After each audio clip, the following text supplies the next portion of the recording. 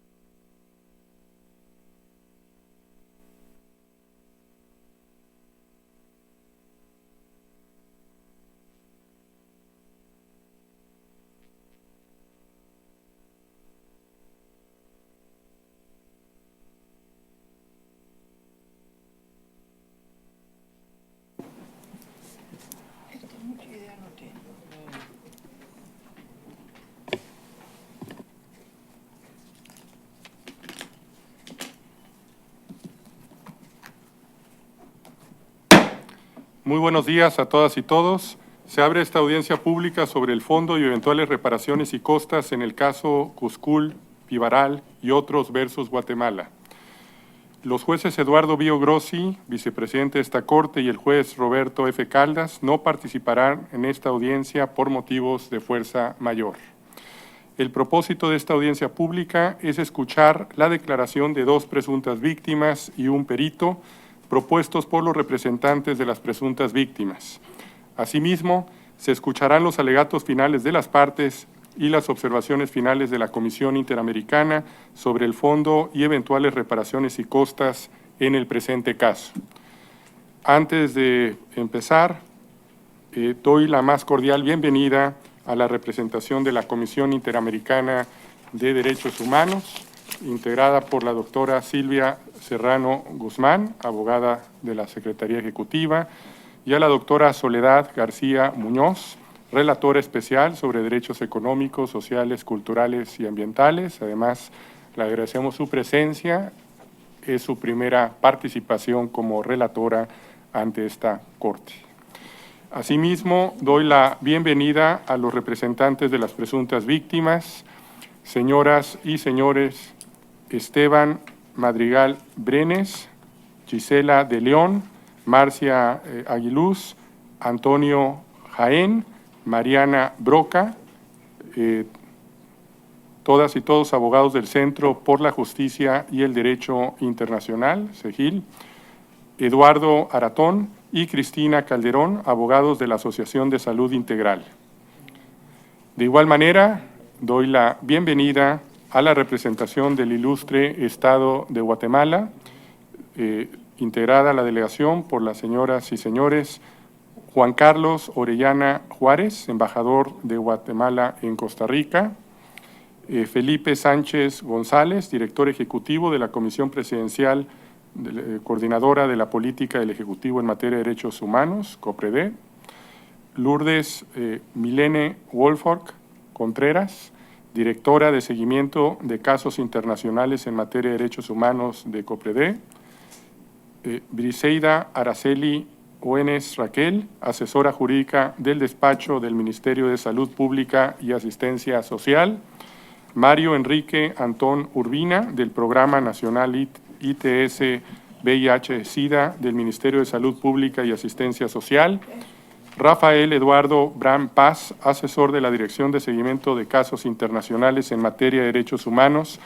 de la Comisión Presidencial Coordinadora de la Política del Ejecutivo en Materia de Derechos Humanos, y Verónica Jiménez, subdirectora de Derechos Humanos del Ministerio de Relaciones Exteriores de Guatemala.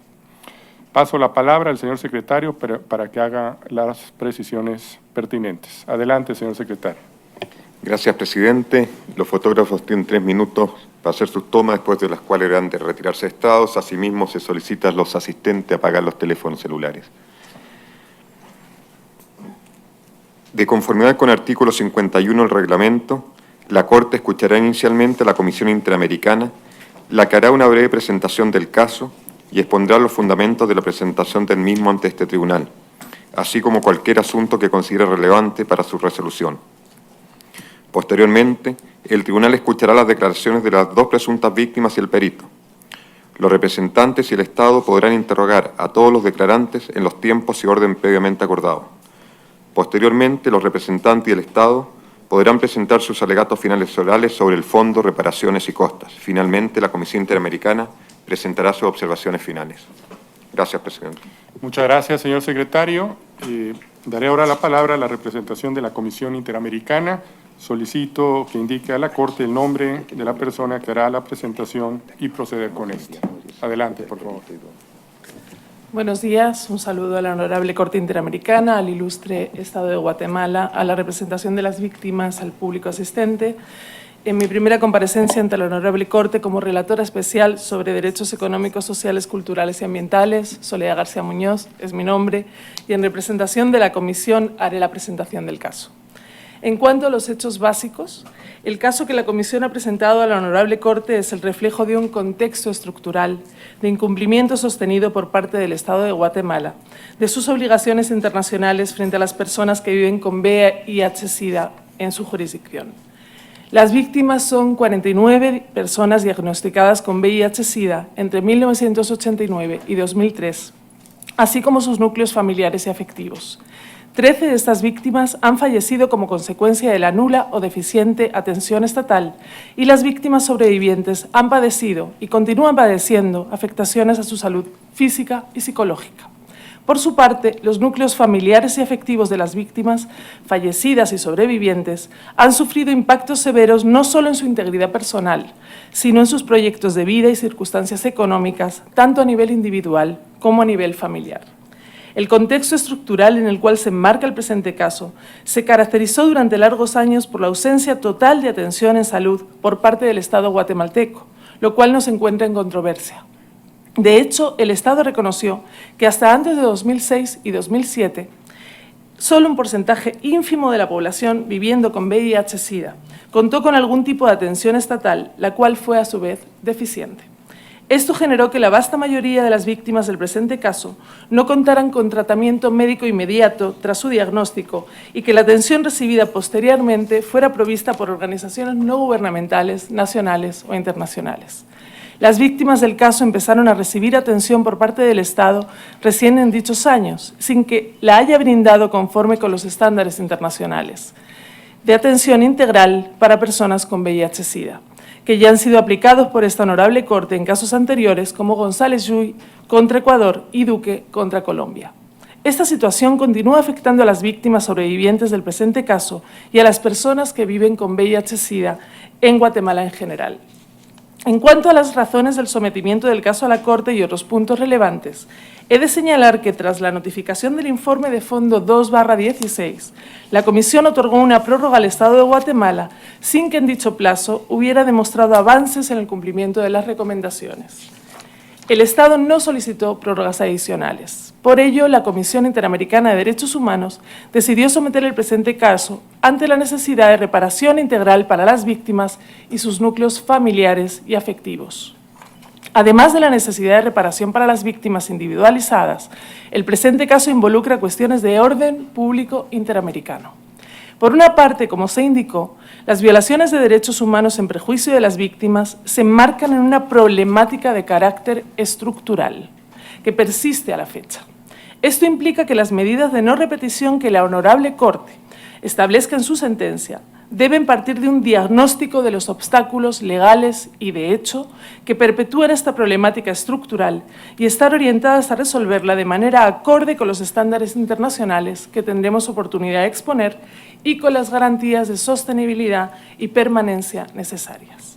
Por otra parte, el caso también representa una gran oportunidad para crear un precedente en la región. La Comisión considera que la Honorable Corte podrá dar un paso adicional en la evolución de su jurisprudencia en cuanto a indivisibilidad e interdependencia de los derechos humanos, con especial énfasis en las obligaciones específicas que tienen los Estados en relación con las personas que viven con VIH-Sida. Esto incluye las medidas diferenciadas para ciertos grupos, como por ejemplo las mujeres. Además, por las características del presente caso, la Corte podrá profundizar en la noción de interseccionalidad, tomando en cuenta los distintos factores de vulnerabilidad que operan en el caso, siendo uno de ellos la situación de pobreza y de extrema pobreza de la mayoría de las víctimas. Profundizaremos sobre todos estos puntos en las observaciones finales de la comisión. Muchas gracias. Muchas gracias a la relatora especial para los derechos económicos, sociales, culturales y ambientales de la Comisión Interamericana. Solicito a continuación al señor secretario llamar al perito propuesto por los representantes de las presuntas víctimas, tomar sus datos y realizar las prevenciones pertinentes. Gracias, presidente. Ricardo Boza Cordero.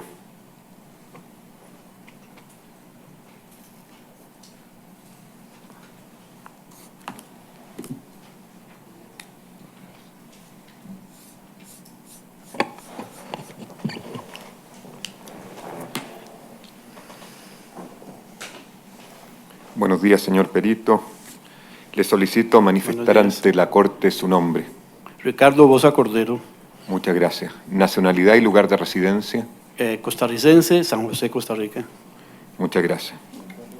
El experto deberá limitarse a contestar clara y precisamente las preguntas que se le formulen, ajustándose a los hechos o circunstancias que le consten en relación con su experticia.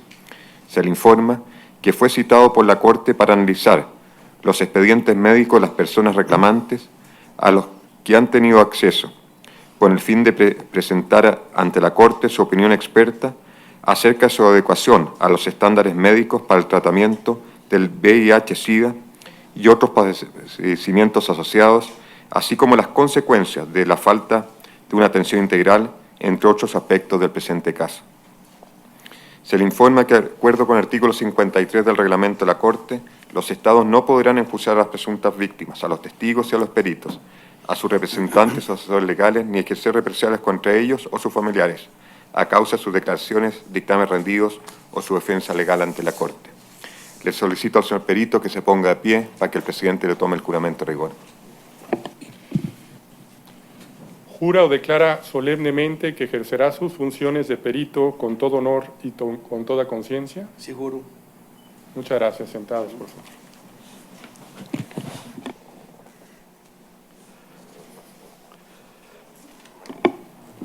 Una vez más, señor perito, bienvenido a esta Corte Interamericana de Derechos Humanos. Tiene la posibilidad de presentar, antes de ser interrogado por las representaciones, una exposición libre de máximo de 10 minutos. 10 minutos referente al objeto de su declaración. Adelante, por favor. Muy buenos días, señor presidente, señora jueza, señores jueces, señor secretario. Para mí es un honor estar aquí para presentar el peritaje que realicé de 20 expedientes de personas que viven con VIH en la República de Guatemala. Soy médico especialista en medicina interna y enfermedades infecciosas. Desde 1991 y hasta el 2014 laboré en el servicio de infectología del Hospital San Juan de Dios. Un nosocomio aproximadamente 700 camas pertenecientes al Sistema de Seguridad Social de Costa Rica. En 1993 fui fundador y coordinador por varios años de la Clínica para la Atención de Personas con VIH en ese hospital, primera de ese tipo en el país. En este trabajo se obtuvieron resultados satisfactorios como que el 86% de los pacientes o de las personas atendidas tienen cargas virales indetectables a los 5 y 32 meses como establecen las normas internacionales.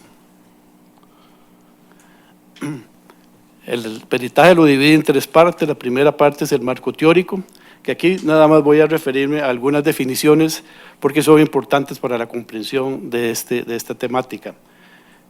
Se denomina VIH o VIH al virus de la inmunodeficiencia humana, término que también se utiliza para referirse a las personas que lo portan, de tal manera que se les denomina portador de VIH o persona que vive con VIH. Esto es lo que desde hace algunos años se utiliza, personas que viven con VIH, para evitar discriminación a esta población. SIDA, síndrome de inmunodeficiencia adquirida, definido como la enfermedad en estadios avanzados, caracterizada por bajos conteos de linfocitos TCD4 o enfermedades oportunistas. Cualquiera de las dos cosas o las dos cosas asociadas se pueden presentar para definir la enfermedad. TARV es tratamiento antirretroviral, que son los medicamentos para tratar al VIH.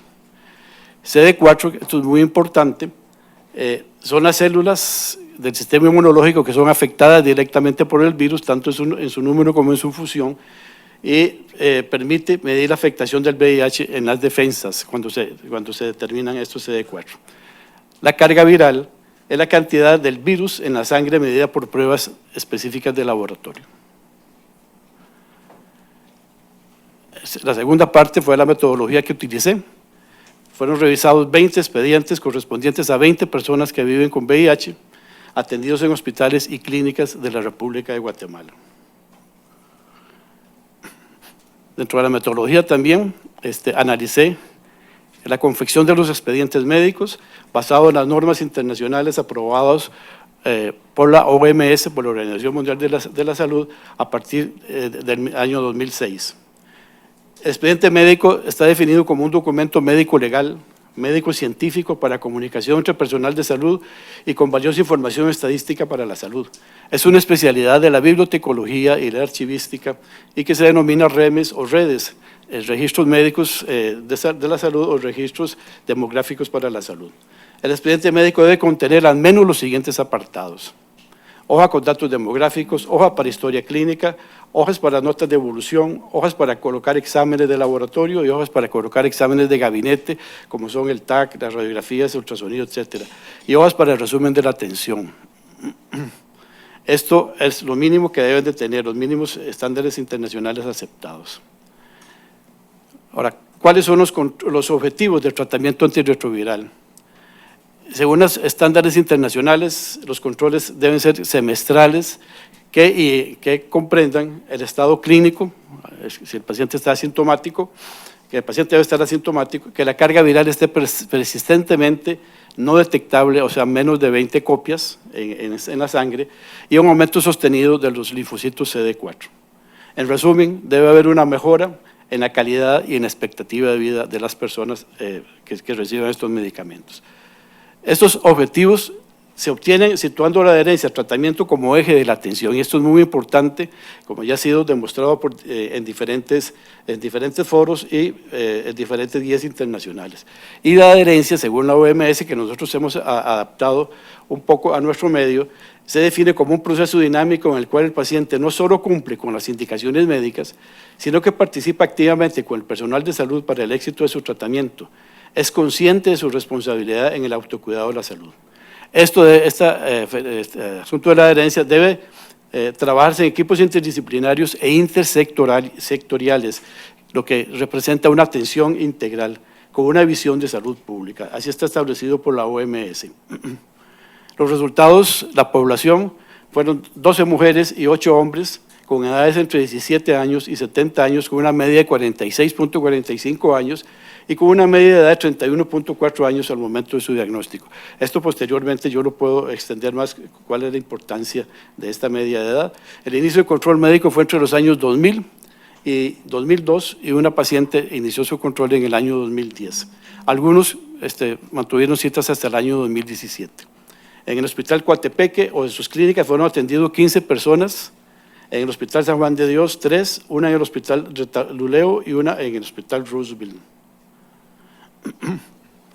Con respecto a los resultados del expediente médico, ninguno de los expedientes revisados cumplía con los estándares internacionales establecidos. Esto afectó directamente la atención médica de los pacientes. Por ejemplo, ninguno tenía una historia clínica y un examen físico completos, lo que impide, entre otras cosas, conocer antecedentes importantes para su manejo, como son hepatitis B o C, enfermedades de transmisión sexual, tuberculosis, antecedentes ginecobstétricos, adicciones, etc., el cual imposibilita un manejo satisfactorio de la adherencia al tratamiento y de un seguimiento adecuado. Las hojas de evolución en la mayoría de los casos son de muy mala calidad, ilegibles en otros casos, y en algunos casos sin el nombre del paciente. Los resultados de los exámenes en general no se encuentran pegados en el expediente, se deduce de lo que anotan los médicos. Esto no es una buena práctica médica, tomar decisiones sin resultados de exámenes, en este caso de los conteos de CD4 y la carga viral. Y pongo como ejemplo una enfermedad muy frecuente, que es la diabetes.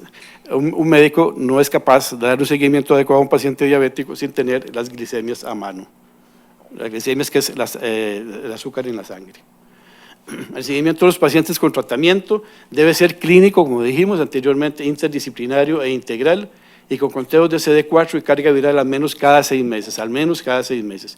Ninguno de los pacientes analizados cumple con estos requisitos. Por ejemplo, en las embarazadas hubo mal manejo del binomio madre-hijo. Y aquí pongo varios ejemplos. A Guadalupe Jackson García se le diagnosticó embarazo a las 32 semanas estando en control médico. Es decir, la paciente tenía 32 semanas de embarazo cuando el médico se dio cuenta que estaba embarazada, estando en control. Se desconoce evolución del embarazo, del parto, las condiciones del producto, el tratamiento utilizado. Karen Samayoa Vázquez, se desconoce el protocolo utilizado, así como evolución del embarazo, las condiciones del producto. Sandra Cepeda, se desconocen datos sobre el embarazo y el parto. En ninguna de las pacientes se realizó consulta de salud sexual y reproductiva, que es básico en el manejo de las pacientes con VIH-Sida, lo cual tiene implicaciones negativas tanto para la paciente como para la salud pública. El empleo inadecuado de los medicamentos antirretrovirales, aquí pongo varios ejemplos, de Luis Rolando Cuscul Pivaral, del 2000 al 2015, recibió 9 medicamentos antirretrovirales, 9 medicamentos diferentes, no quiere decir que son 9 esquemas diferentes, son 9 medicamentos. El tratamiento antirretroviral se dice que el primer esquema de tratamiento triple es el mejor, porque cuando se suspenden y se inician otros, existe el riesgo de la aparición de resistencia viral. Por eso la importancia de los estudios de adherencia. Es decir, si una persona abandona su tratamiento o no sigue tomando su tratamiento, la probabilidad de que haga resistencia a esos medicamentos que estaba tomando es muy alta. Para eso se realizan exámenes importantes como es el genotipaje. Manejo inadecuado de los efectos secundarios. Los pacientes que presentaron lipodistrofia, aumento de los lípidos sanguíneos o diabetes no fueron bien evaluados y tratados. Y pongo como ejemplo a Israel Pérez Charal, Zoila Pérez Ruiz, Sandra Cepeda, que aún hoy están esperando la consulta especializada en cirugía plástica y dermatología para el manejo de su lipodistrofia. El manejo inadecuado de patologías asociadas al VIH. A ningún paciente se le realizaron exámenes de control apropiados para la hepatitis, para la tuberculosis, las enfermedades de transmisión sexual. Además, el tratamiento de otros no fue indicado. Estas enfermedades que nombro aquí, hepatitis, TB y enfermedades de transmisión sexual, están muy asociadas al VIH y debe siempre realizárseles un control a los pacientes. Manejo inadecuado de patologías asociadas al VIH. A ningún paciente se le realizaron, y los ejemplos que pongo son a Mardo Luis Hernández, que tuvo una lesión ocular, que nunca se llegó a un diagnóstico adecuado y creo que por eso perdió su ojo. Santos Vázquez Barrios, sífilis del sistema nervioso central. Esta es una enfermedad muy severa, la sífilis del sistema nervioso central, y a él no se le trató adecuadamente. Zoila Pérez Ruiz, el diagnóstico de tuberculosis ganglionar. Revisando el expediente, el diagnóstico de tuberculosis ganglionar se llevó a cabo aproximadamente unos 9 meses a 1 año después de que el primer médico que la vio sospechó de este diagnóstico. Usualmente este diagnóstico debe realizarse en la primera semana o a lo más a los 15 días de que se sospeche. Y eso es todo, muchas gracias. Muchas gracias, señor perito. Corresponde ahora a la representación de las presuntas víctimas, el interrogatorio correspondiente. Adelante. Muchas gracias, señor presidente. Esteban Madrigal de Segil, yo haré las preguntas al perito. Buenos días, doctor Bosa. En su peritaje usted hace referencia a la atención integral como un elemento fundamental para garantizar la salud de las personas que viven con VIH. ¿Nos puede explicar un poco más en qué consiste esta atención integral? Sí, la atención integral resulta de la atención interdisciplinaria. Atención interdisciplinaria se refiere a que el paciente debe ser atendido por varias disciplinas diferentes. Entre esas tenemos los médicos, psiquiatras, psicólogos, nutricionistas, farmacéuticos o farmacólogos, como mínimo, son equipos interdisciplinarios mínimos. ¿Esto por qué?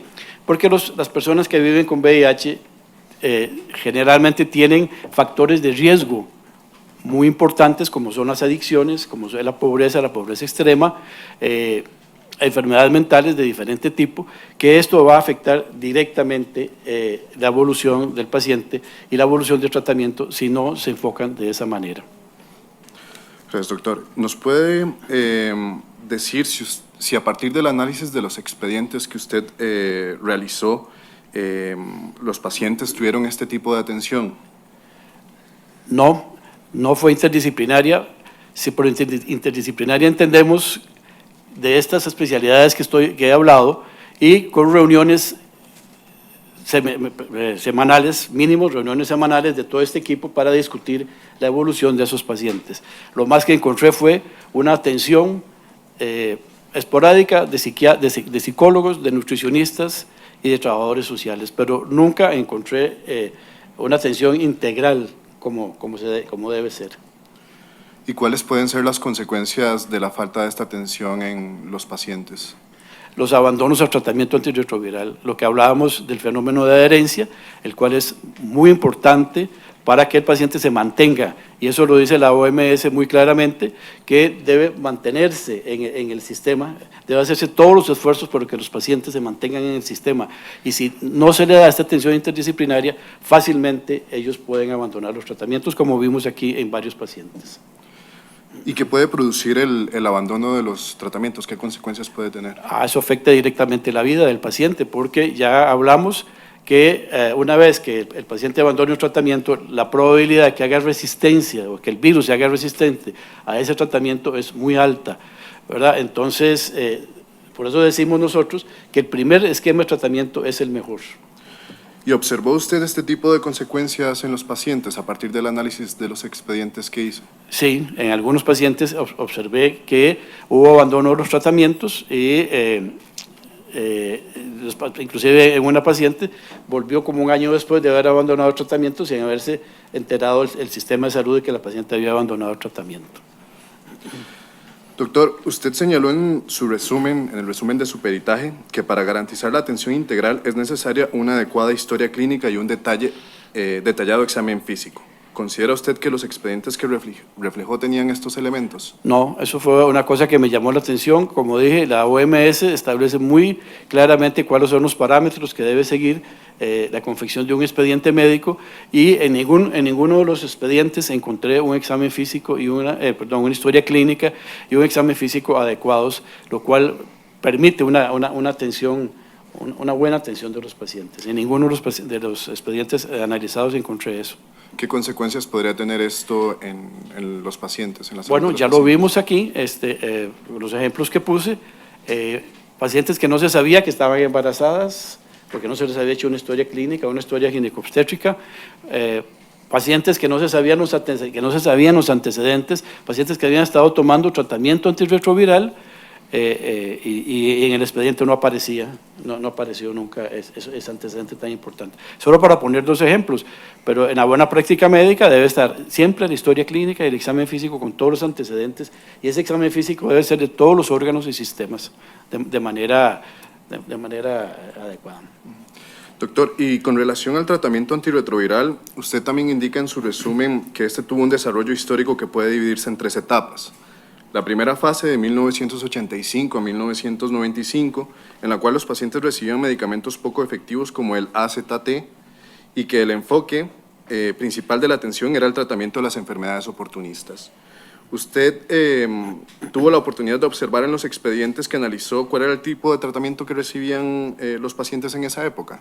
No, porque yo me enfoqué, los expedientes estaban a partir del año 2000, 2002, como dije en la exposición. Antes del año 2000 no había ninguna referencia. Gracias. Doctor, además usted en su peritaje hace énfasis en la importancia de hacer exámenes de CD4 cada 6 meses, ¿no? O un año. ¿Nos puede decir un poco más en qué consisten estos exámenes y cuál es su importancia? El virus, el VIH, lo que se llama el blanco, destruye a estos linfocitos, estas células que son el centro de las defensas, que se llaman CD4, así se llaman, digamos, técnicamente. Los destruyen, disminuyen en su número, pero también en su función. Una de las cosas que sucede cuando se inicia el tratamiento antirretroviral es que estos CD4 empiezan a subir. Después de haber disminuido, a llegar a límites casi de 0, cuando se da el tratamiento empiezan a subir. Entonces, esto es uno de los parámetros que se utilizan para ver si el tratamiento está siendo efectivo, el aumento de los CD4. ¿Y usted considera, a partir del análisis que hizo de los expedientes, que los pacientes cuyos expedientes revisó cumplían con estos requisitos? No, No, inclusive hay un asunto importante que son las normas internacionales o las guías internacionales donde se basaba en esa época en el conteo de CD4 para iniciar el tratamiento. Y muy pocos pacientes, si es que acaso 1 o 2, tenían conteos de CD4 antes de iniciar tratamiento. Esto es como decía yo con el asunto de la diabetes, uno no puede darle seguimiento a un paciente diabético si no tiene las glicemias. Y en este caso uno no puede dar un seguimiento adecuado a un paciente con VIH si no tiene las determinaciones por lo menos semestrales de los conteos de linfocitos CD4. ¿Nos podría decir por qué? ¿Cuáles podrían ser las consecuencias de la falta de este...? Porque no sabemos si el tratamiento está siendo efectivo, ¿verdad? ¿Y usted observó este tipo de consecuencias respecto de la efectividad del tratamiento en algunos de los pacientes? Sí, claro, hay unos pacientes que uno no sabe cómo estaba resultando el tratamiento porque no tenían los CD4 cada 6 meses. Y otro parámetro importante también es la carga viral, la cantidad de virus. Cuando se inicia el tratamiento, cuando se da el tratamiento, la cantidad de virus en sangre empiezan a disminuir paulatinamente hasta llegar a lo que se llama no detectable o menos de 20 copias. Empieza con copias hasta de 1 millón, cuando se da el tratamiento empiezan a disminuir hasta llegar a menos de 20. Estos son los 2 parámetros que se utilizan. En muy pocos pacientes, si es que acaso en alguno, estos 2 parámetros se utilizaron para el seguimiento de los pacientes. Debo hacer la aclaración de que al final, más o menos en el año 2013, 2 pacientes que eran atendidos en el Hospital San Juan de Dios, sí se les realizó estos conteos y esta carga viral, pero fueron 2 pacientes y ya a partir del año 2013. Doctor, usted también hace mención al examen de carga viral. ¿Nos puede explicar un poco más en qué consiste este examen? Cada día se deja, digamos, de lado lo de los CD4 para darle seguimiento adecuado y se utiliza más la carga viral. La carga viral es la cantidad de virus que va a tener la persona en sangre. Como les dije al inicio, antes del tratamiento puede llegar hasta 1 millón de copias o más, y como va avanzando el tratamiento y va haciendo el tratamiento efectivo, esta carga viral se va haciendo no detectable o menos de 20 copias, lo cual indica una respuesta adecuada al tratamiento. Eso debe hacerse siempre, y eso es una cosa que hay que proponer que en todos los hospitales, o por lo menos en los hospitales de referencia, se hagan CD4 y cargas virales a todos los pacientes. También en su análisis, usted determinó cómo fue el procedimiento respecto de los exámenes de carga viral. ¿Se hizo conforme a los estándares? No, prácticamente ninguno no se hacía la carga viral.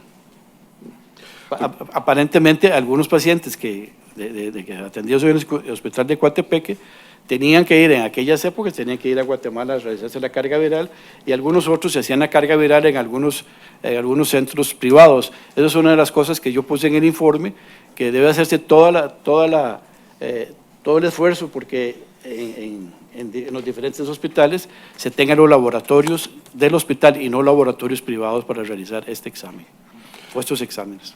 Doctor, usted también hace referencia a los exámenes de genotipo. ¿Nos puede explicar un poco en qué consisten estos exámenes y cuál es la importancia para el tratamiento? El genotipaje es un examen especial que se le realiza en la sangre del paciente, que es tomar el genoma del virus y analizar cuántas mutaciones, cuántas alteraciones hay en ese genoma que le ha provocado resistencia a los antirretrovirales. Esto es importante realizarlo mientras el paciente esté tomando los medicamentos, con el fin de poder determinar a cuáles medicamentos en ese momento el virus es resistente. Entonces, una vez que nos dan el informe, nosotros con ese informe decidimos qué medicamentos dar o qué medicamentos no dar. No damos los medicamentos, obviamente, a los que aparece resistente el virus ahí. Eso es un examen muy especial, pero para mí, para mi concepto y para de lo que hacíamos en el Hospital San Juan de Dios, aquí en San José, es que primero al paciente se le hace un estudio de adherencia para estar bien seguros que sea bien adherente, y después se le hace el genotipaje.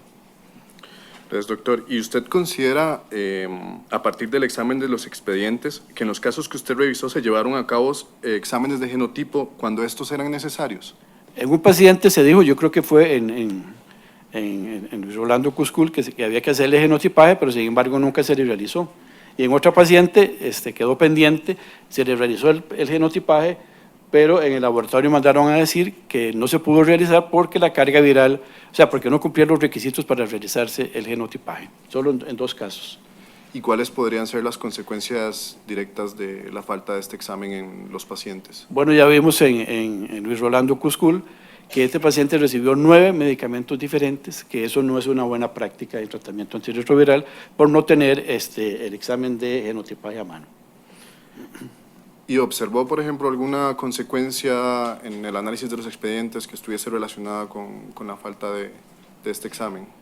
Principalmente en esos 2 que le comento, esos 2 pacientes, bueno, en general en todos los pacientes, porque se les quitaban un esquema de tratamiento y se le ponía otro esquema de tratamiento similar, sin haber hecho genotipaje, sin saber si era resistente o no a los virus. Entonces, esto sí, obviamente sí va a repercutir en la calidad de la atención y en la buena evolución que tenga el paciente. Doctor, usted también hace mención a la lipodistrofia como una consecuencia, ¿no? ¿Nos puede explicar un poco más en qué consiste esto?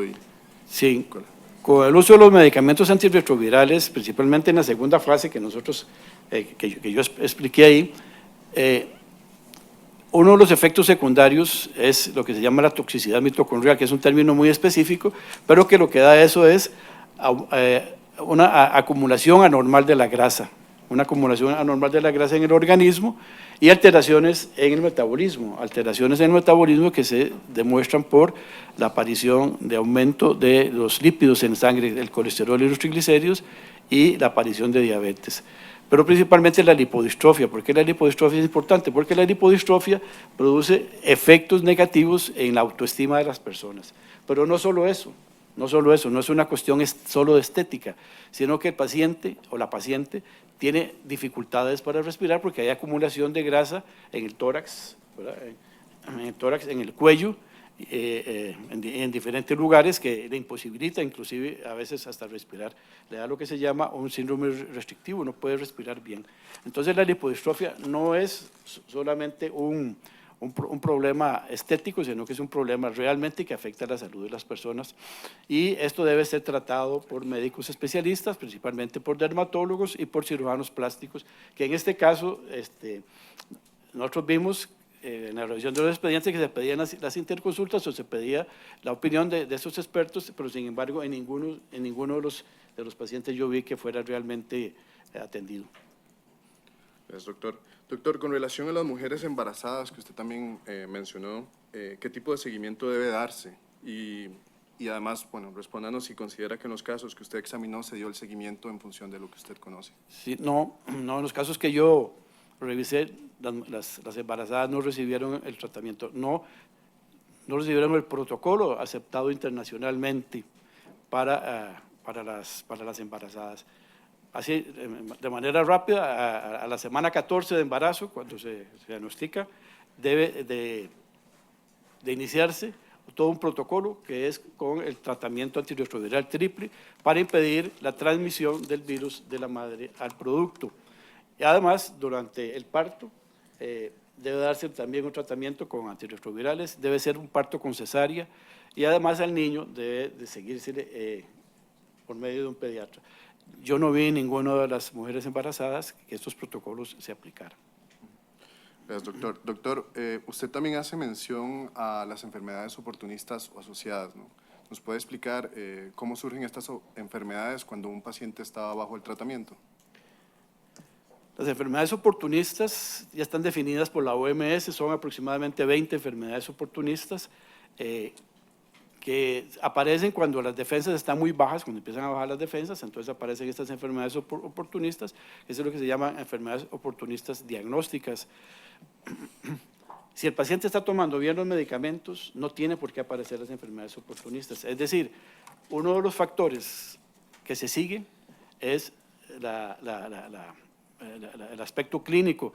El aspecto clínico incluye la aparición o no de enfermedades oportunistas. Es decir, el paciente debe estar asintomático durante el tratamiento antirretroviral. Si aparece una enfermedad oportunista es que no está tomándose bien los medicamentos y eso significa una falla terapéutica. Gracias, doctor. Doctor, la última pregunta. ¿Cómo es la calidad de vida de un paciente bajo el tratamiento integral? Bueno, la experiencia que tenemos nosotros es que las personas se reincorporan, y más que todo es gente joven, es gente que está entre los 25 y los 45 años, gente que se incorpora al trabajo, gente que se incorpora al estudio, gente que vuelve a tener una vida prácticamente normal con el tratamiento integral.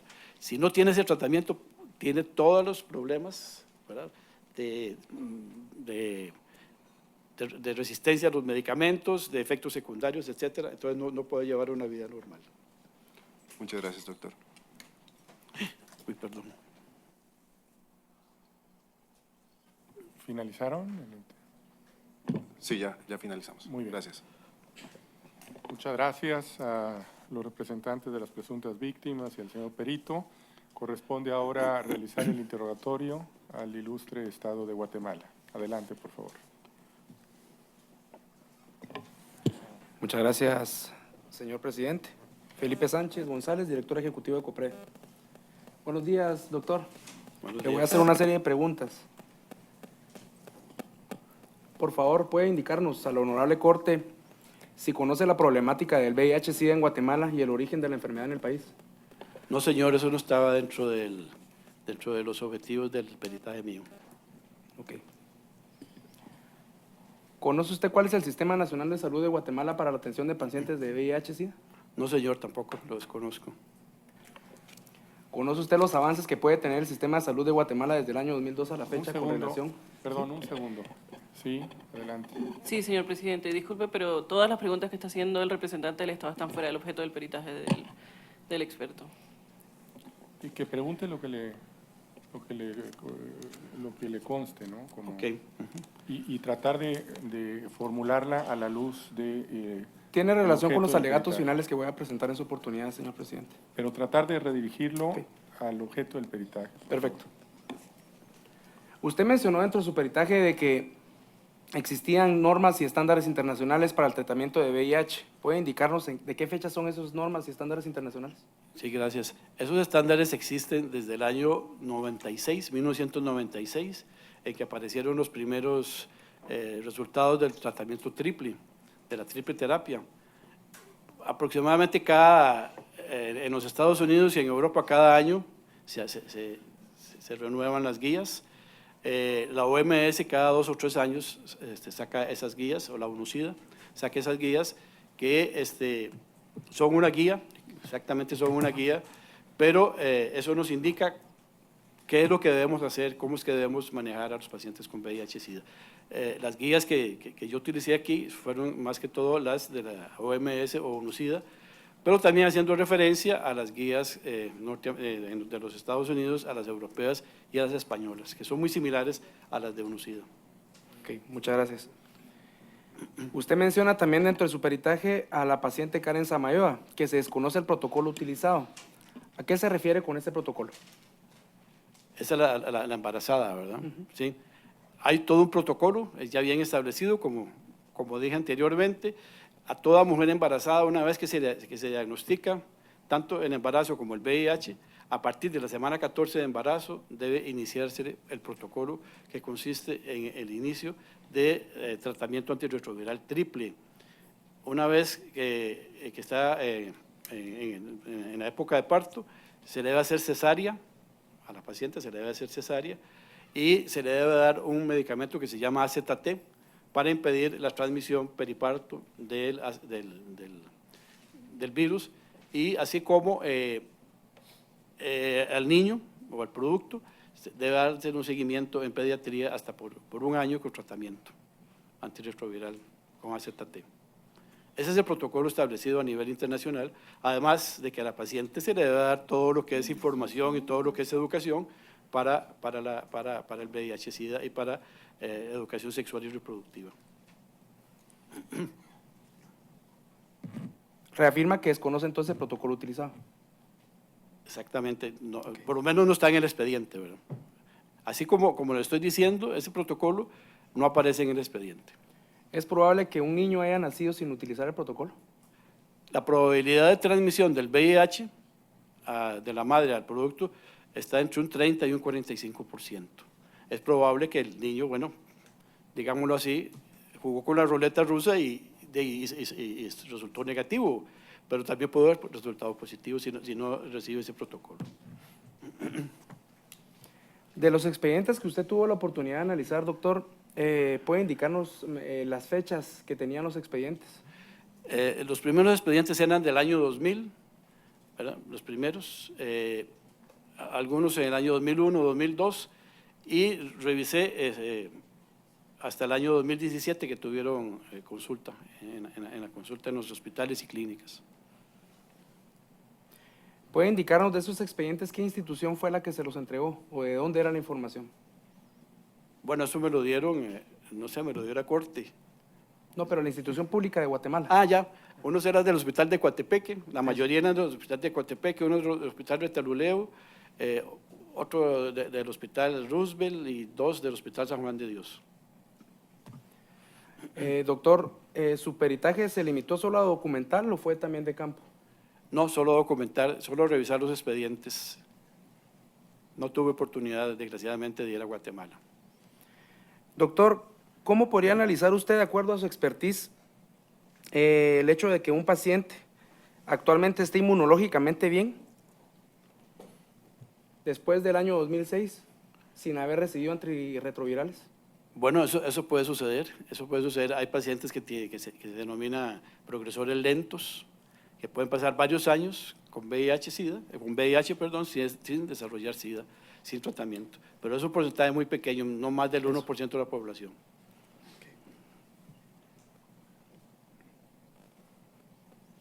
¿Qué opinión tiene para usted el uso de dolutegravir en el contexto actual de estos pacientes? Por supuesto, eso lo hemos comentado y lo comentamos en el hospital, que cada día deben de darse medicamentos menos tóxicos, con menos efectos secundarios, y tanto estos que se llaman los inhibidores de la integrasa, deben darse a los pacientes, deben de estar dentro de los esquemas de inicio de tratamiento.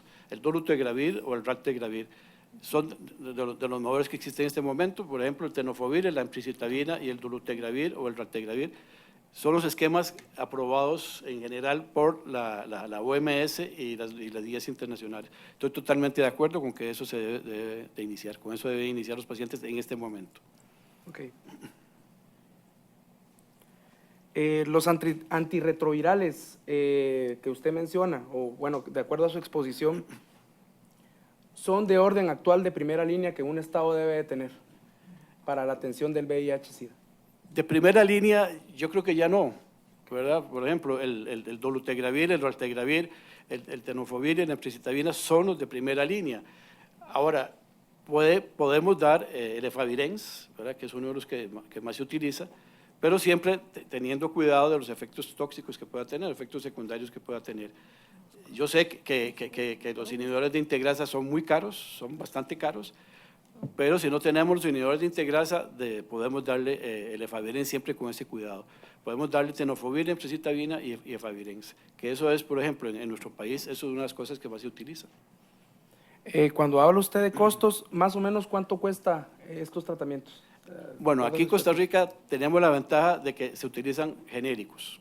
La mayoría de los medicamentos que utilizamos son genéricos y eso disminuye muchísimo los costos. Y hay algunos convenios con la OMS y con la OPS para que den estos medicamentos a precios bastante bajos, principalmente el tenofovir y la ampicilina. El efavirenz, desde hace muchísimos años, nosotros lo tenemos aquí como genérico y hemos calculado allá en el hospital que aproximadamente el costo por mes de un paciente con tenofovir 3TC y efavirenz anda como 35.000 colones, que son aproximadamente unos $60 aquí en Costa Rica. Y doctor, usted mencionaba los medicamentos genéricos. De acuerdo a su expertise, ¿es recomendable en pacientes de VIH-Sida utilizar producto genérico? Sí, claro, nosotros tenemos mucha experiencia con eso aquí en Costa Rica, en Brasil también hay muchísima experiencia, en diversos países del mundo hay experiencia con los medicamentos genéricos. De hecho, en Europa en estos momentos hay una discusión muy grande hacia eso, hacia utilizar los genéricos. Los medicamentos de patente también han disminuido el precio en los últimos años, de tal manera que son bastante asequibles en estos momentos los medicamentos genéricos y son muy buenos. Para nosotros tenemos muy buena experiencia aquí y lo que hemos oído en otros países de Latinoamérica nos han dado buenos resultados. También, de acuerdo a su expertise, en Costa Rica, ¿ustedes reciben algún tipo de apoyo internacional para la adquisición de medicamentos, ya sea genéricos? No, aquí no. Bueno, últimamente que con la OPS se dieron un lote de tenofovir, creo que sí, de tenofovir con 3TC o emtricitabina, no recuerdo bien alguno de estos, que fue a un precio bajo, pero así como apoyo, no. Nosotros tenemos esa particularidad que Costa Rica, desgraciadamente, nos considera un país de ingresos medios y tenemos que como dicen, jugárnosla con lo que tenemos, ¿verdad? La caja compra los medicamentos. Por último, doctor, ¿puede indicarnos cuál es el tratamiento que usted utiliza de primera línea en la atención para un paciente de VIH-Sida? Tenofovir, 3TC y efavirenz, ese es de primera línea. Y si tenemos acceso, sería tenofovir, 3TC y raltegravir o dolutegravir, el que tengamos más a mano. No más preguntas, señor presidente, señores jueces. Muchas gracias a la representación del ilustre Estado. Corresponde ahora a la señora jueza, a los señores jueces, formular preguntas. Juez Patricio Pazmiño Freire. Muchas gracias, señor presidente. Muy buenos días. Buenos días. Señor Perito. En el objetivo de su peritaje se señala que usted va a realizar el análisis de los expedientes médicos de las personas reclamantes. Dice con el fin de presentar a la Corte su opinión experta acerca de la adecuación de estos expedientes a los estándares médicos para el tratamiento del VIH-Sida, ¿verdad? Sí, entonces, quisiera inferir que de la lectura o del estudio de los expedientes, usted estaría habilitado para informar a esta Corte a la fecha en que sucedieron los hechos o se sucedió el caso. Usted podría tener una idea de cuál era el estado del arte en temas de política de prevención, combate en Guatemala. No, en Guatemala no tengo conocimiento, pero sí, por ejemplo, lo del tratamiento integral y lo del tratamiento con el manejo de la adherencia, esto ya se venía hablando desde los años 90, pero es en una norma que sacó la OMS y la OPS, donde hablan de que debe ser un tratamiento integral en el año 2002. Ya está estipulado en el año 2002 y estos pacientes empezaron el control en el año 2000, pero ya antes se hablaba de un tratamiento integral, de un tratamiento desde el punto de vista de salud pública, no de un tratamiento individualizado de médico-paciente, sino un tratamiento integral. Y desconozco en la República de Guatemala cómo era que se manejaba esto. Por lo de los expedientes, no era un tratamiento integral que se daba a los pacientes en esa época, en el año 2000.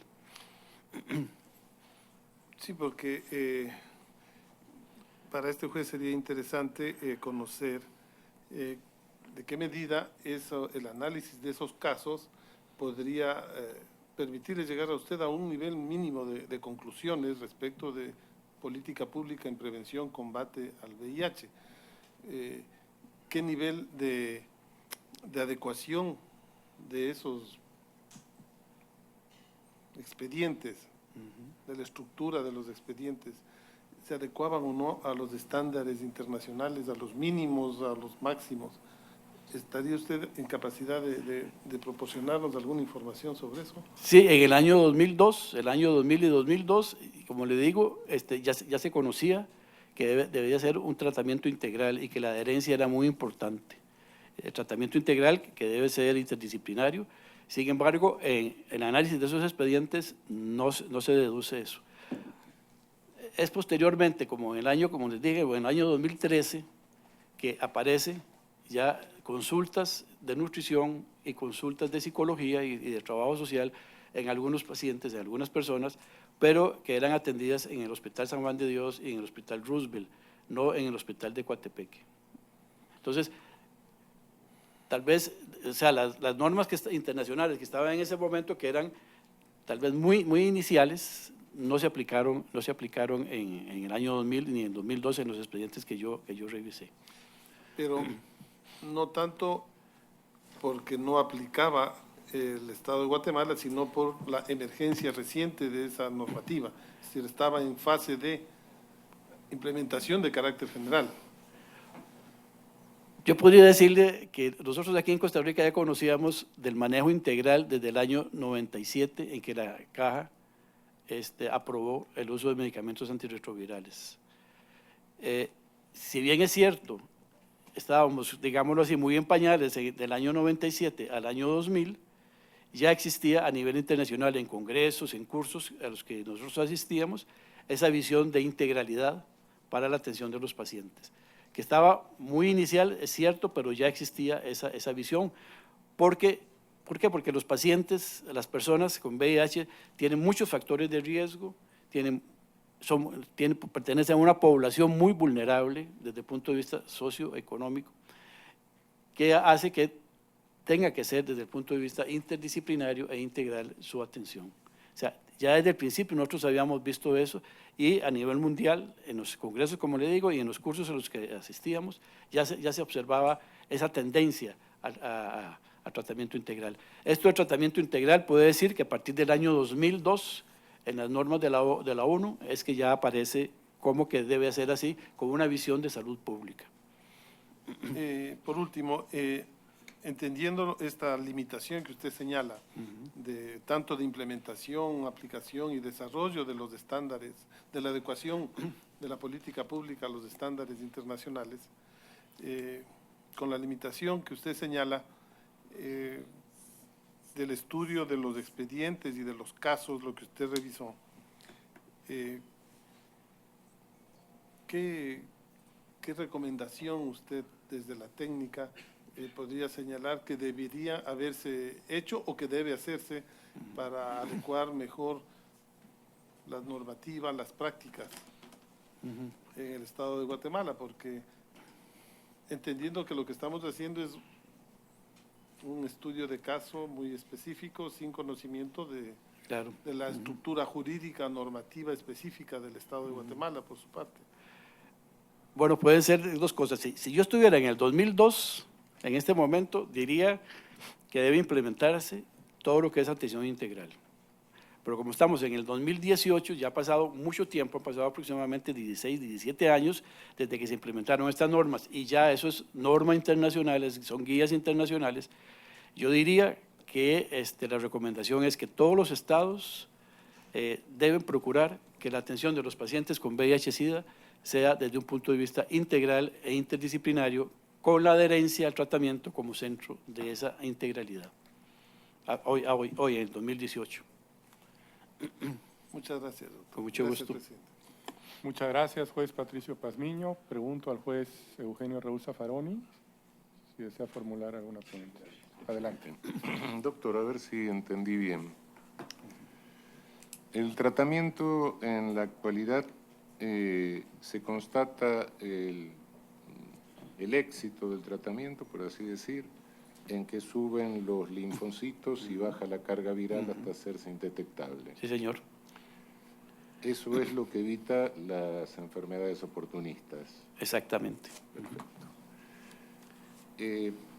Daría la impresión de que en la técnica de los antivirales, a partir de 1996 se produce un giro. Sí, señor. Ahora bien, en los expedientes que usted revisó, doctor, las fallas obedecen a falta de retrovirales o a defectos en el arte médico por parte de quienes manejaban al paciente. Yo creo que, muchas gracias por la pregunta, yo creo que es la segunda parte, falta de experiencia de la gente para el manejo de los pacientes con VIH-Sida.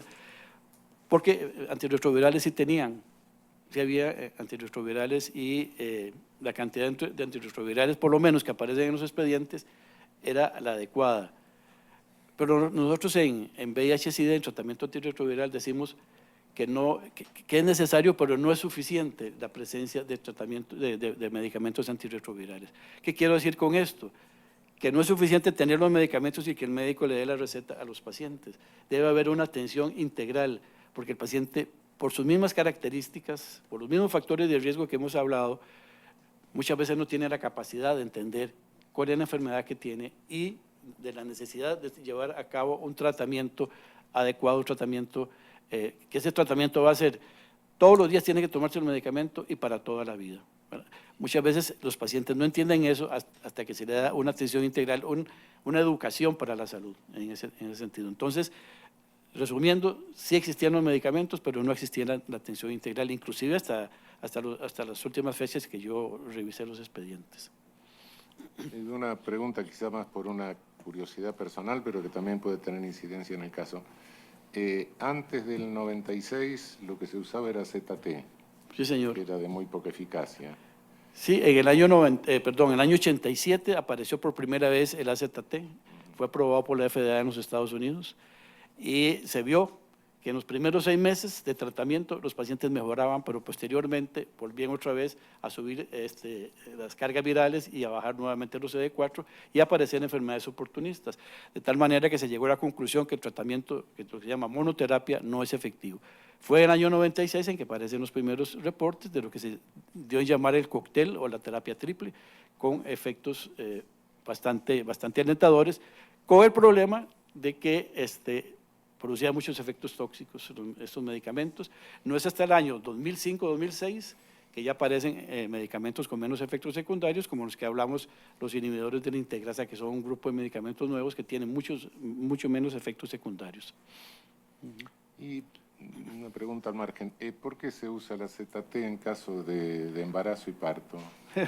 Esa es una pregunta muy buena. El ZT no se sabe exactamente cómo actúa, no es solo antiviral, tiene otros efectos, pero ninguno de los medicamentos que se han desarrollado hasta el momento es tan potente para impedir la transmisión de transplacentaria a través de la placenta como el AZT, de tal manera que todavía se sigue utilizando. Muchas gracias. Muchas gracias, juez Raúl Zaffaroni. Juez Elizabeth Odio Benítez. Sí, gracias, presidente. Doctor, mi colega, el doctor Zaffaroni, terminó por donde yo quería empezar. Pero antes de irnos a las mujeres infectadas y a cómo son tratadas, y sobre todo en sus embarazos, díganos, es para aclararme yo, usted es costarricense, doctor. Sí, señora. Sí, señora. Y usted trabaja en el San Juan de Dios. Trabajaba, ya me jubilé hace 2 años. Qué dichoso. Bueno, aquí ya deberíamos irnos jubilando algunos. Pero estos expedientes, doctor, es decir, usted nunca vio físicamente a ninguno de los pacientes o de las pacientes. No, señora. Solamente le enviaron los expedientes. Sí, señora, solo me enviaron los expedientes. Uh-huh. Bueno, pero con su experiencia, para ilustrarnos un poco y para efectos de nuestro trabajo, esta enfermedad, el SIDA, es básicamente, pero no exclusivamente, una enfermedad de transmisión sexual, ¿verdad?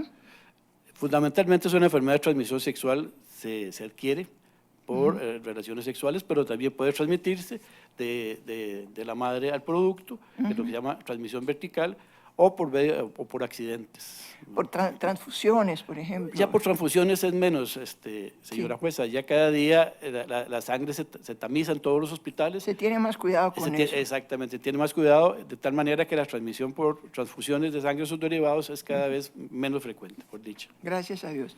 Y en esos expedientes que usted revisó, ¿constaba cómo se habían infectado los pacientes y las pacientes? No, señora, no constaba. No venía esa información. No, eso es parte del problema de la historia clínica defectuosa que tienen y los exámenes físicos, que no se preguntó nunca cómo se había infectado. Y vámonos a la situación de las mujeres que son infectadas. Básicamente, es decir, en mi experiencia en otros tribunales, violencia sexual en los conflictos armados, muchísimas mujeres se infectan y son infectadas de SIDA.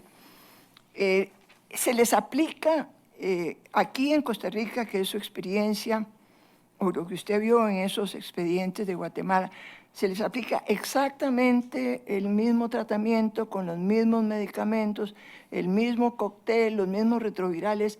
No hay ninguna diferencia entre si el paciente es un hombre o es una mujer. En las mujeres embarazadas se procura... No, todavía no hemos entrado a las ok. embarazadas. No, en general. Ok, en general. Sí. Sí, es diferente para las mujeres o para los hombres. Hay un medicamento... Es el mismo tratamiento. Sí, pero hay nada más una cosa, que hay un medicamento que se llama Efavirenz, que se trata de no dar a las mujeres, no darlas a las mujeres, porque hace unos años se decía que era posiblemente teratogénico.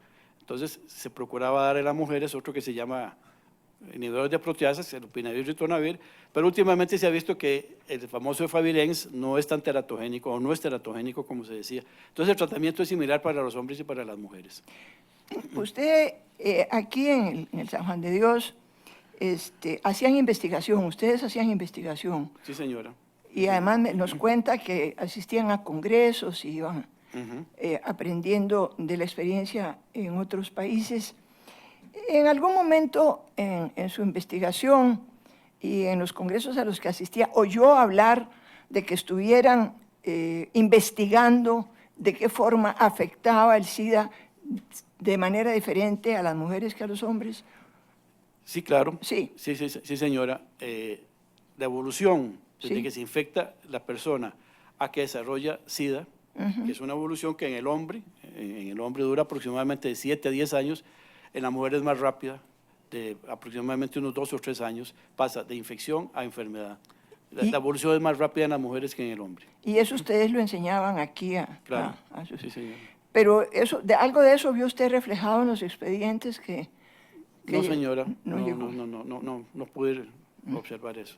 Ahora hablemos un poquito de las mujeres embarazadas, doctor.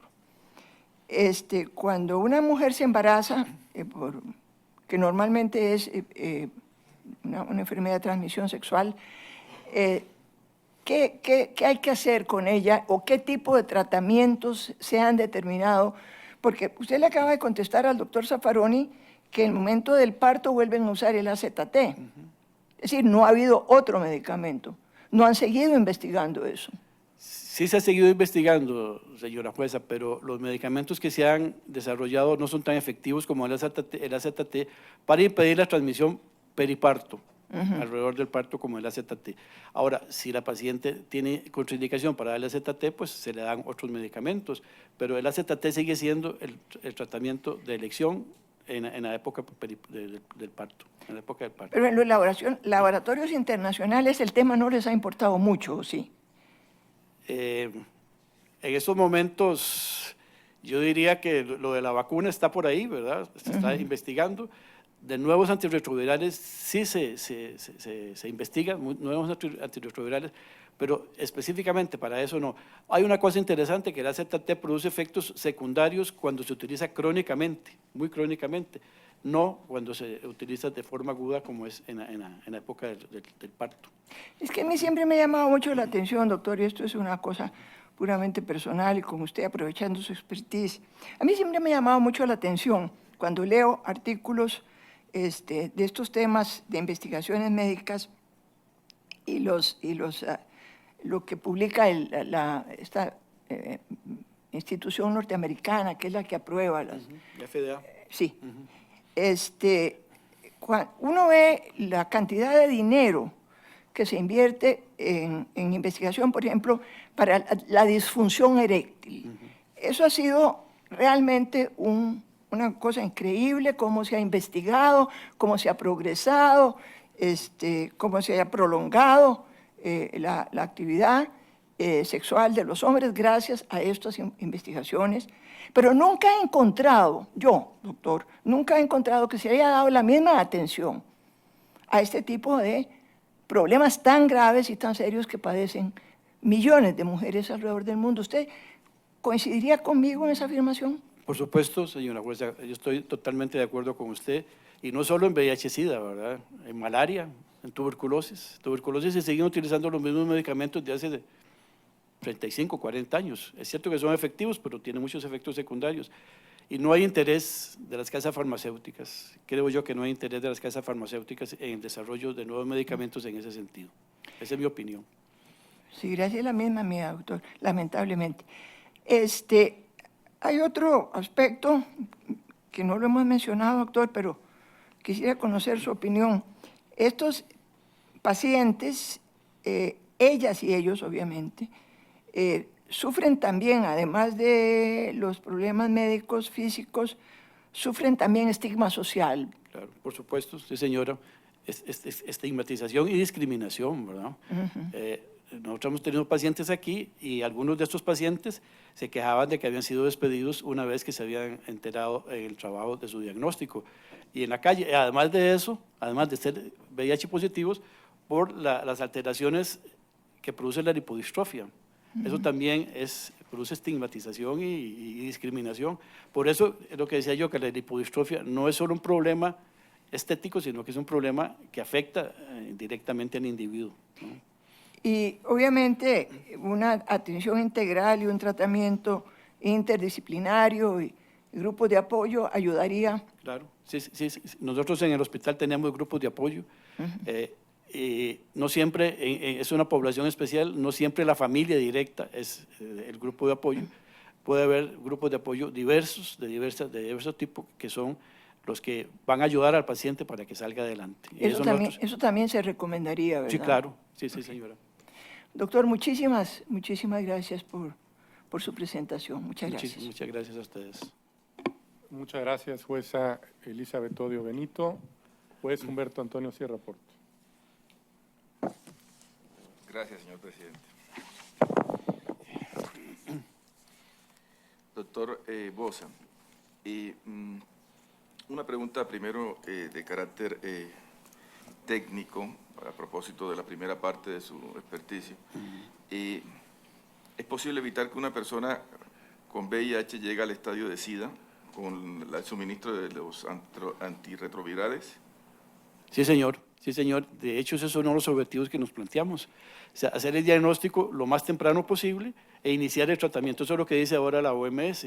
Diagnóstico temprano y tratamiento apenas se diagnostica el VIH. ¿Y qué porcentaje de las personas que reciben ese tratamiento logran evitar llegar al estado de SIDA? ¿O siempre es así o hay algunos que no? Si el paciente está en estadios que no son de SIDA y le damos tratamiento, bueno, ahí tuvimos, yo puse ahí el porcentaje del 86% de las personas que reciben tratamiento están con carga viral indetectable y están desde el punto de vista clínico muy bien. O sea, en ese 86%, digamos que se evitó que llegaran a SIDA. O cuando ya estaban en SIDA, que mejoraran.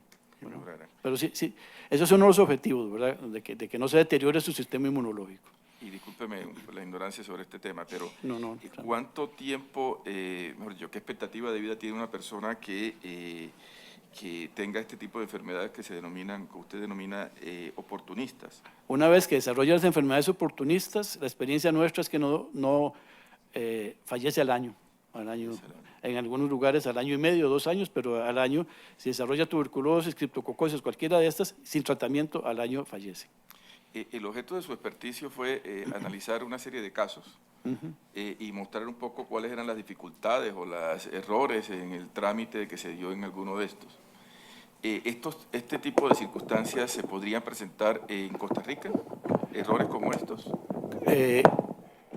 Yo no podría poner la mano en el fuego sobre todo las clínicas que atienden, pero hacemos todo lo posible porque esto no se dé, ¿verdad? Hacemos todo lo posible. En cada uno de los hospitales del país existen, los hospitales que nosotros llamamos de referencia o de tercer nivel, existen clínicas para la atención interdisciplinaria de los pacientes con VIH-Sida. Entonces, esperamos que esto no suceda, ¿verdad? Vale, pero la pregunta es,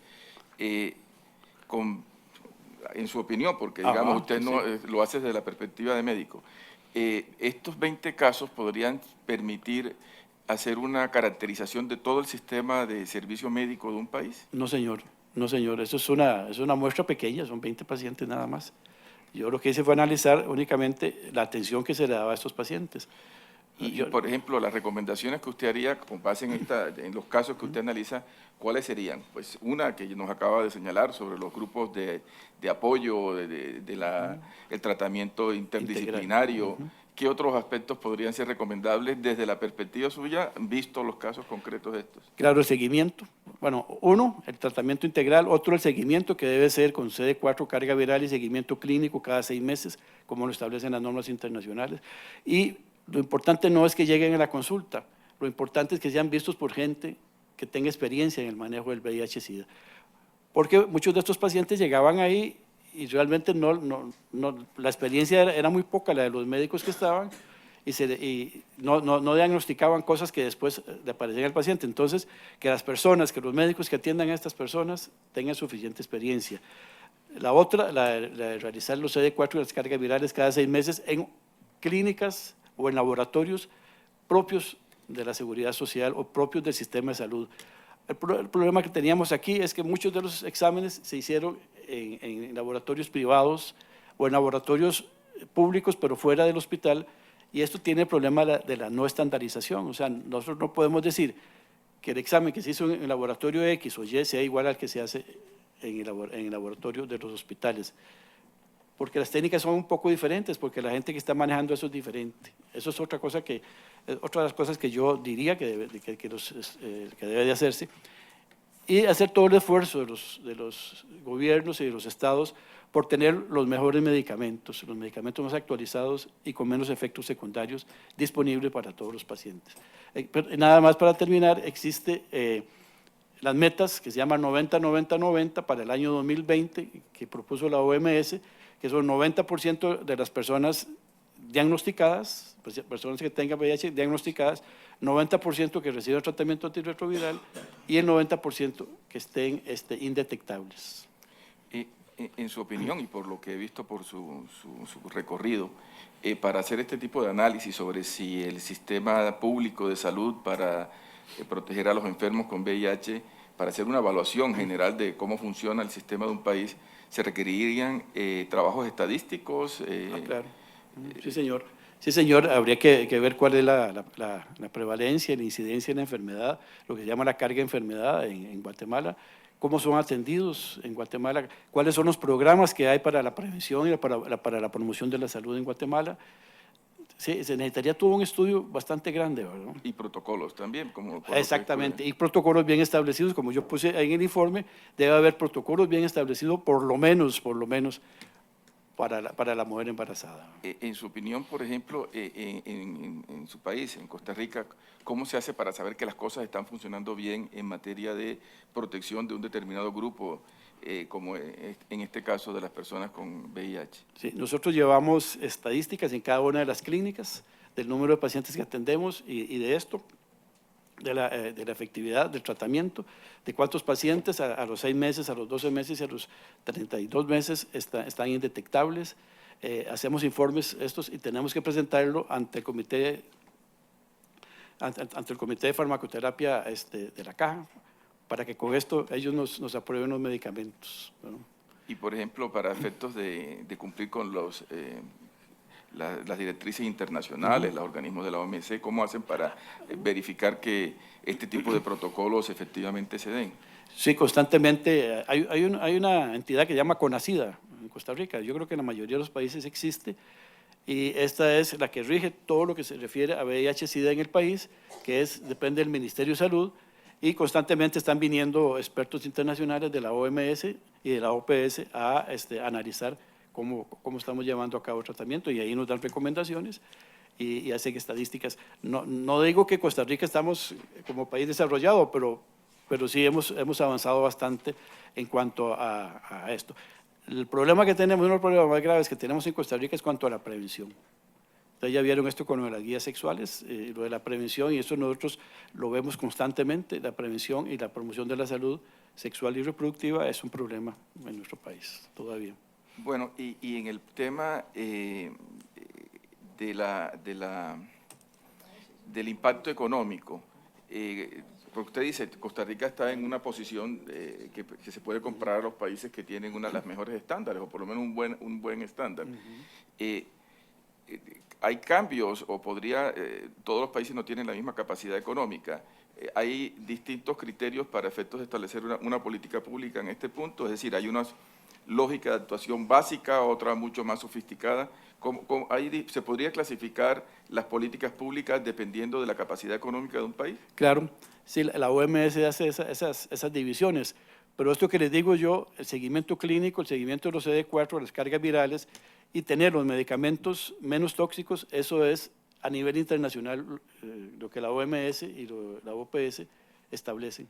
Eso es lo básico.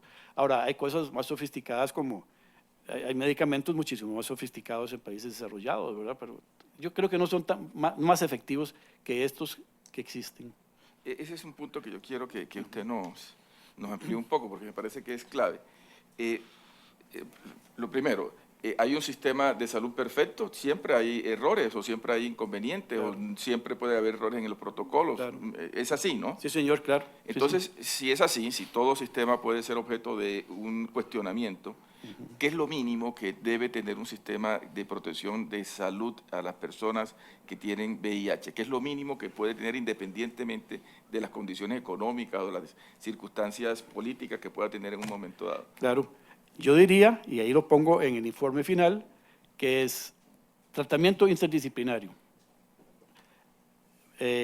Realizarse los exámenes cada 6 meses, el CD4 y la carga viral, y también los exámenes de los efectos secundarios, como son los lípidos, como son el colesterol y los triglicéridos, y tener los medicamentos adecuados, los medicamentos menos tóxicos en ese momento, y digámoslo así, ¿por qué no?, más asequibles al sistema de salud. Eso es lo básico que debe tener todo el sistema de salud. En cuanto al tratamiento antirretroviral, porque ya viene lo demás que es prevención y promoción de la salud, que eso los gobiernos y los estados deben hacer todos los esfuerzos porque se realice esto, ¿no? Si un experto o alguien le propone evaluar el sistema de salud costarricense por 20 casos, ¿usted diría que eso es posible, es correcto? ¿O es científico? No, científico no es un estudio de casos, ¿verdad? Nada más lo que se dio. Un estudio de casos que refleja de alguna manera la realidad, pero no es toda la realidad, ¿verdad? Yo estoy totalmente de acuerdo con eso. Bien, muchas gracias. No, muy amable. Muchas gracias, juez Sierra Porto. Señor Perito, en su muy interesante dictamen que tenemos aquí a la vista por escrito, ¿no?, de casi 60 páginas, hace relación o desarrolla algo que mencionó en su exposición inicial,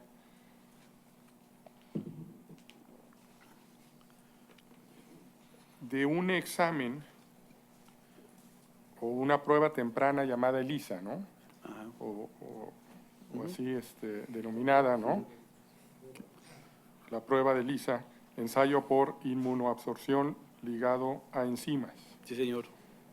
También al inicio de su dictamen, usted dice que solo estudió, como aquí se ha dicho, los expedientes, ¿no?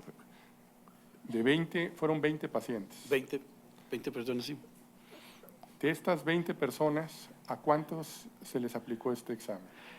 Bueno, para hacer el diagnóstico hay que hacer el ELISA, ¿verdad? El ELISA son las siglas, ¿verdad? Pero es ya muy conocido en el ambiente médico como ELISA, y todo el mundo lo conoce como ELISA. El diagnóstico inicial debe hacerse con el ELISA. Es un examen que determina la cantidad de anticuerpos que hay en sangre contra el virus.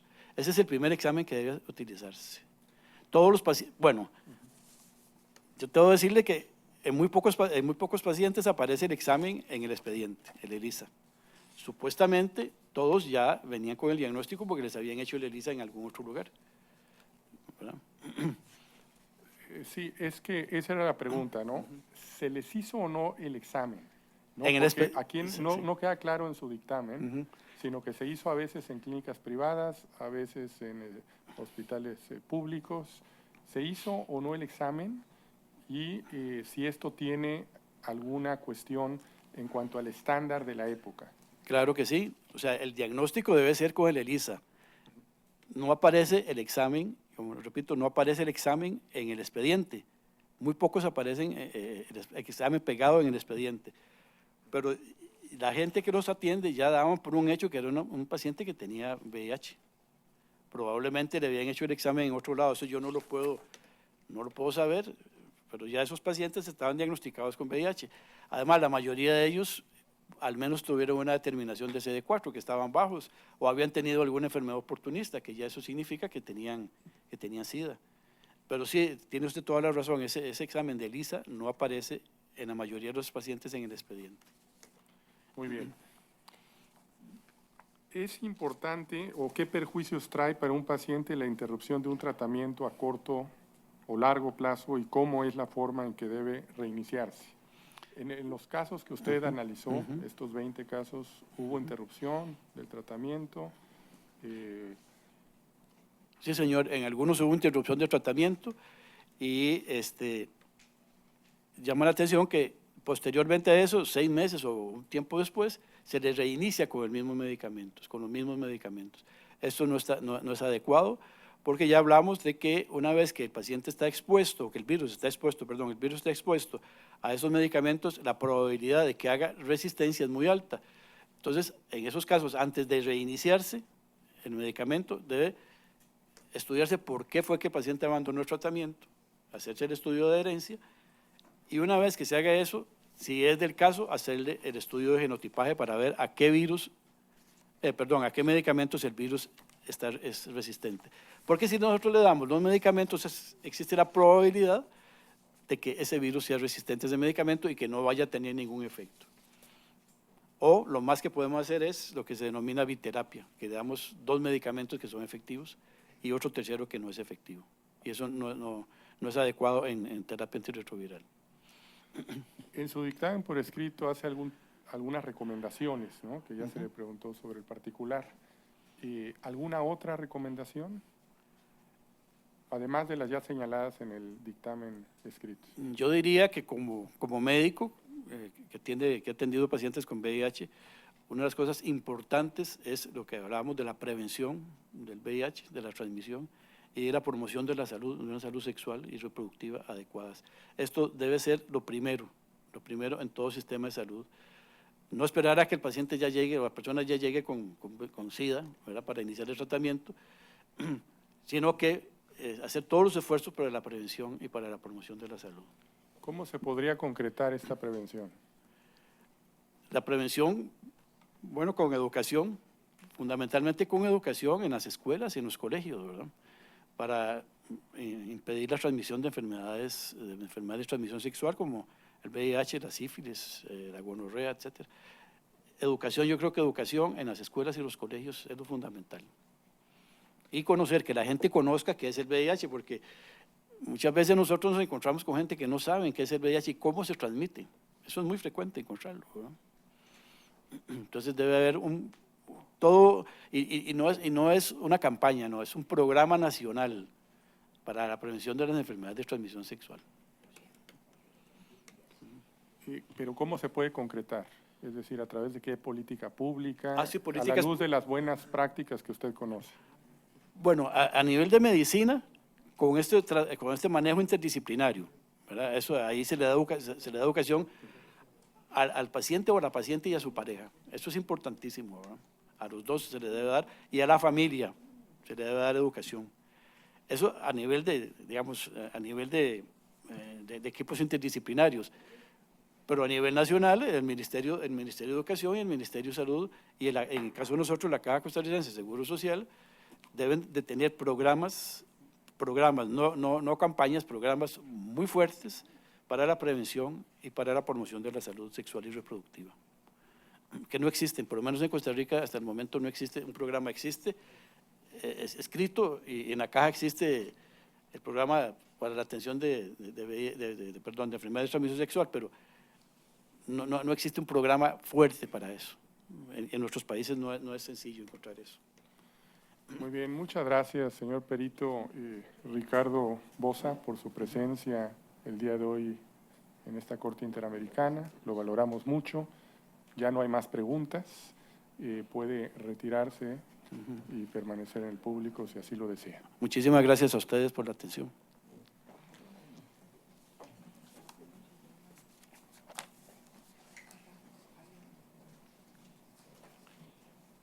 En estos momentos haremos un receso de 15 minutos para a continuación continuar con las dos declaraciones que nos quedan pendientes.